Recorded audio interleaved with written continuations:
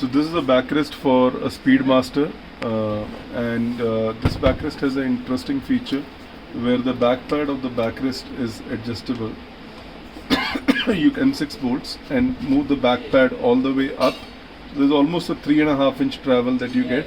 You can set it at any position, no problem, or you can just match it with the curvature and set it here.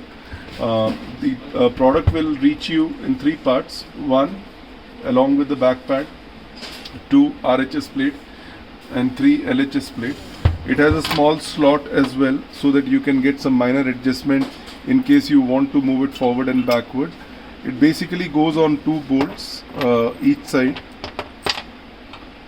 So you'll mount these bolts on the round grab rail that you have on your motorcycle.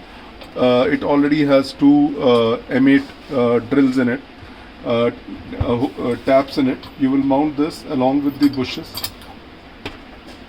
these 2 bushes on both sides. Loose mount the plates, RHS and LHS plate, and then engage the middle member. And then once everything is aligned perfectly, both sides, then you can torque all the bolts. Thank you.